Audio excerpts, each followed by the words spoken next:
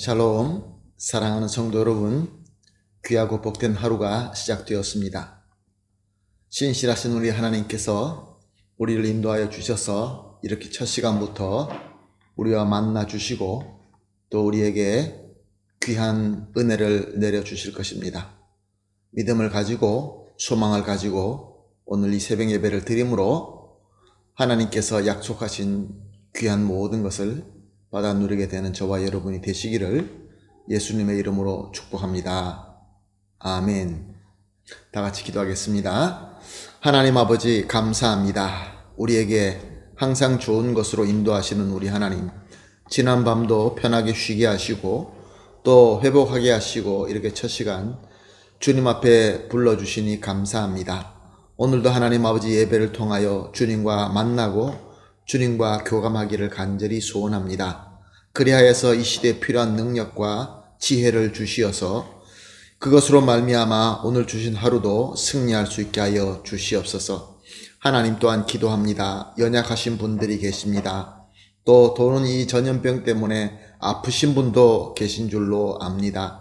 또한 하나님 아버지 상처가 있고 또 마음이 아프시고 여러 가지로 어려움 때문에 고난을 겪고 계시는 성도님들이 계십니다.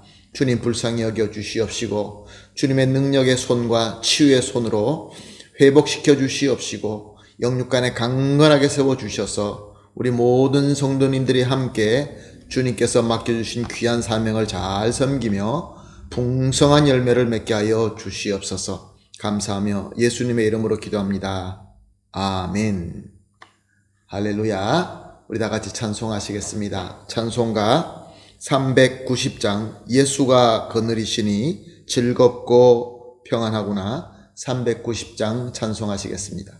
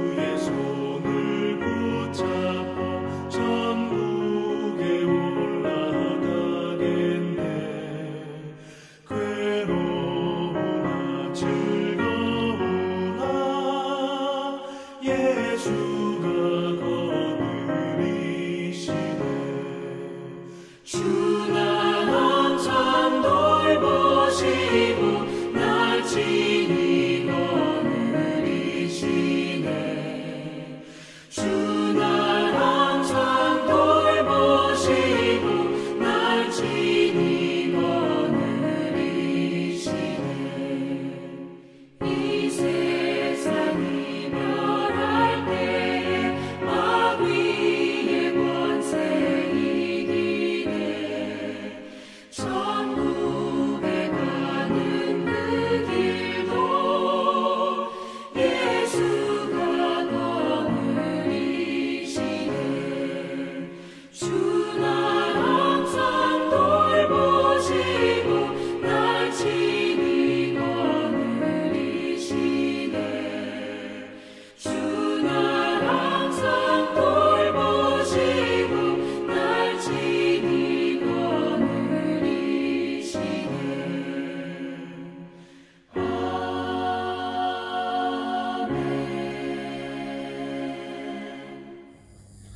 아멘. 할렐루야. 감사합니다. 하나님 말씀 보시겠습니다. 함께 보실 말씀은 다니엘서 11장 20절에서 23절 말씀입니다. 다니엘서 11장 20절에서 23절까지 함께 말씀 보십니다. 그 왕위를 이을 자가 압제자를 그 나라의 아름다운 곳으로 두루 다니게 할 것이나 그는 분노함이나 싸움이 없이 맨날이 못되어 망할 것이요 또 그의 왕위를 이을 자는 한 비천한 사람이라 나라의 영광을 그에게 주지 아니할 것이나 그가 평안한 때를 타서 속임수로 그 나라를 얻을 것이며 넘치는 물 같은 군대가 그에게 넘침으로 말미암아 패할 것이요 동맹한 왕도 그렇게 될 것이며 그와 약조한 후에 그는 거짓을 향하여 올라올 것이요 소수의 백성을 가지고 세력을 얻을 것이며 아멘. 계속해서 다니엘이 앞으로 있을 것을 보고 기록한 본문으로 우리가 은혜를 받고 은혜를 나누고 있습니다. 오늘 본문 20절을 보게 되면 왕위를 이을 자 그리고 압제자가 나오는 것을 볼 수 있습니다.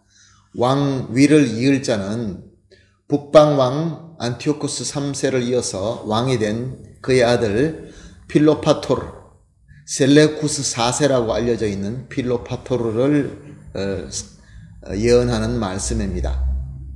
안티오쿠스 3세는 남방 왕국 애굽의 동맹인 로마에게 BC 190년에 magnesia 전투에서 크게 패하고 많은 영토를 빼앗길 뿐만 아니라 셋째 아들을 로마로 인질로 보낼 수밖에 없었고 또 엄청난 배상금을 물어주게 되었습니다.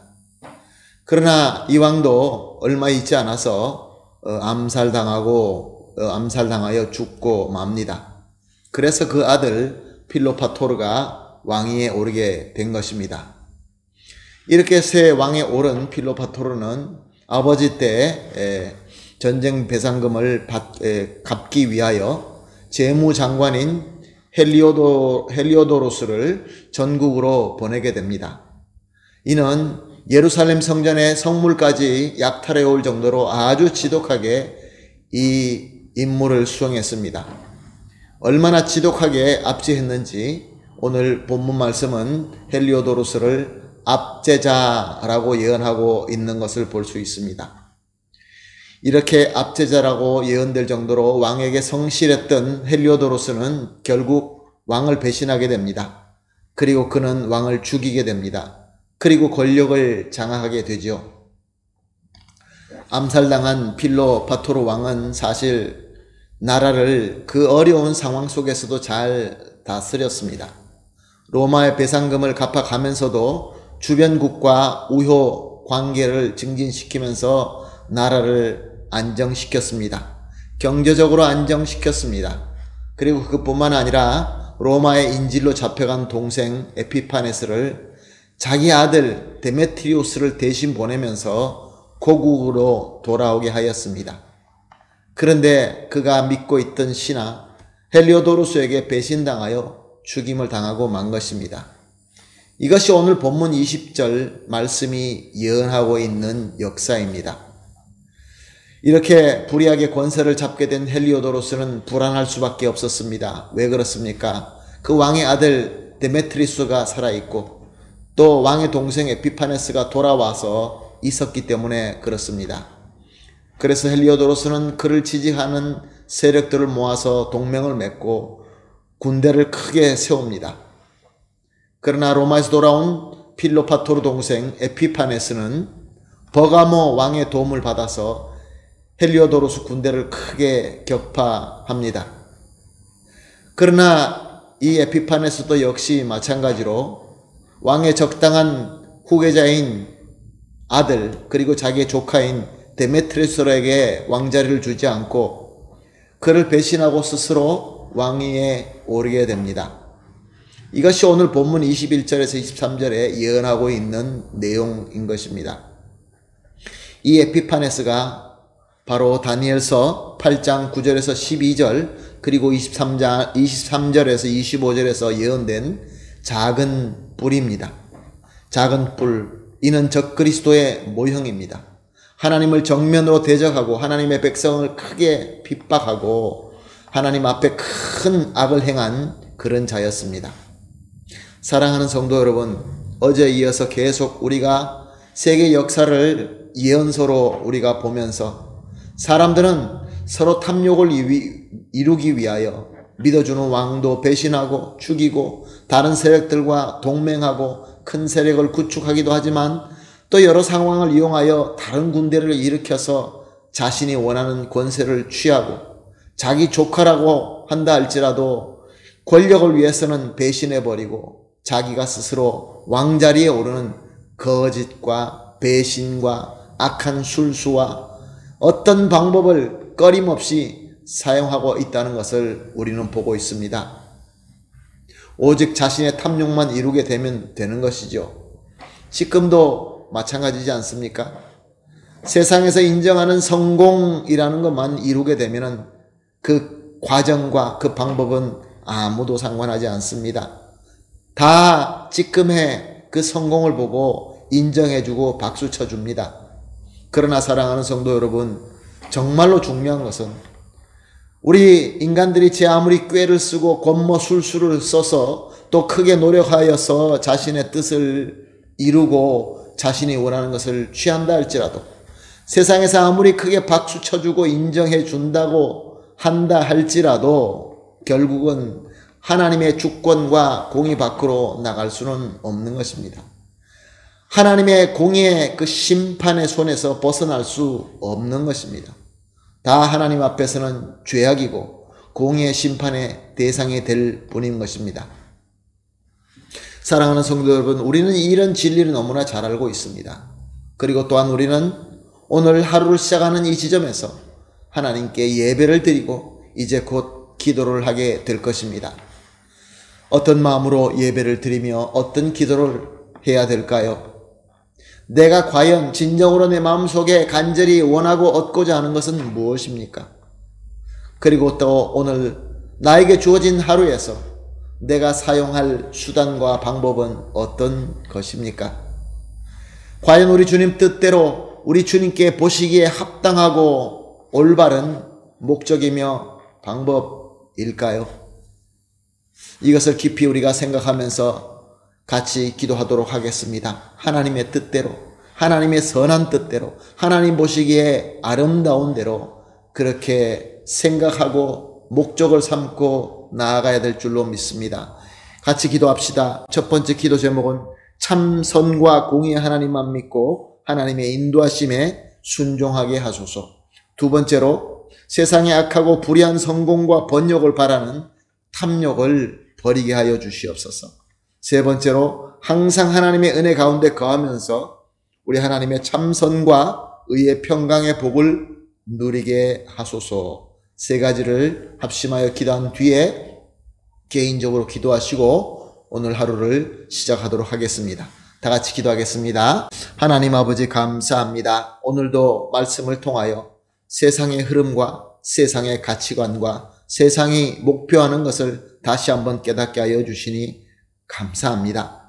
하나님 아버지, 주님께서 우리에게 은혜 주신 대로 참 선과 공의의 하나님만 믿고 하나님의 인도하심에만 순종할 수 있게 하여 주시옵소서. 그리하여서 세상의 악하고 불의한 성공과 번역을 바라고 그것을 탐욕하는 그러한 마음을 버릴 수 있게 하여 주시옵소서.